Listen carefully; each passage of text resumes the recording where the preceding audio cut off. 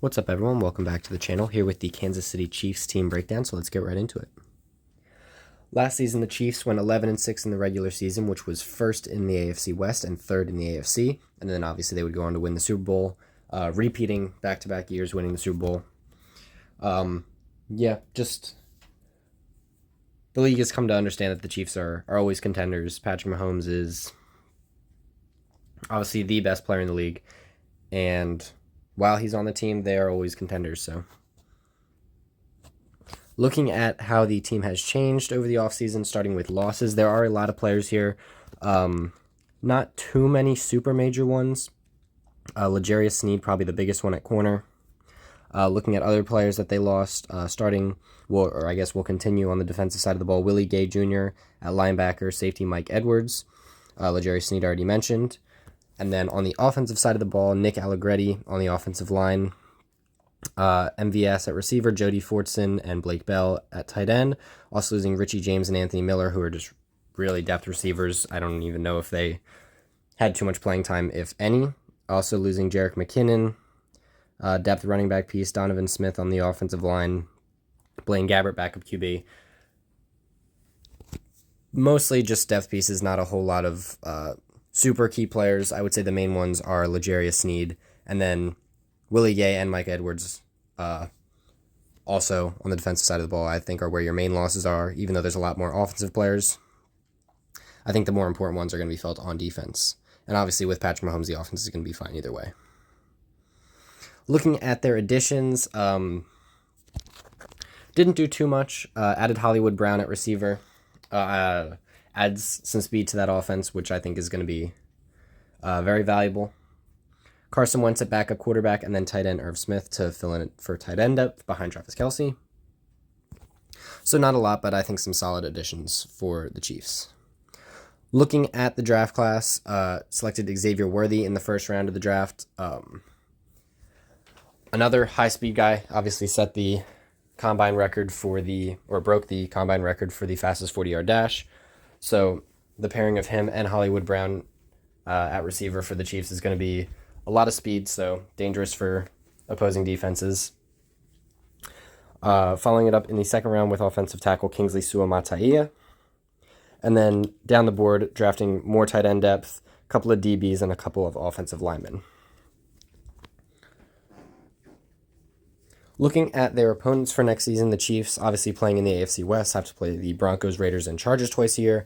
None of these games I expect to be too difficult for the Chiefs. The Chargers maybe, but the Broncos and Raiders probably are not going to be super competitive next season. Also playing against the AFC North and NFC South. Now that does have a lot of tough games in it. The AFC North in particular, the Ravens, Bengals, Steelers, and Browns are all good teams, I would say.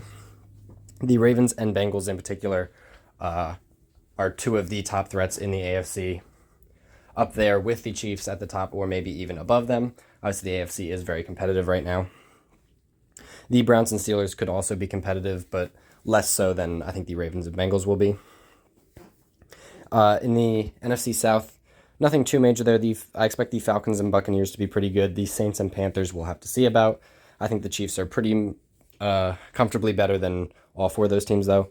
And then also playing the Texans, Bills, and 49ers, which are three very, very good teams there. The Texans and 49ers could be argued as the top of each of their respective conferences. The Bills, I think, are going to be... I don't expect them to be as good as last season, but they're still obviously a very good team.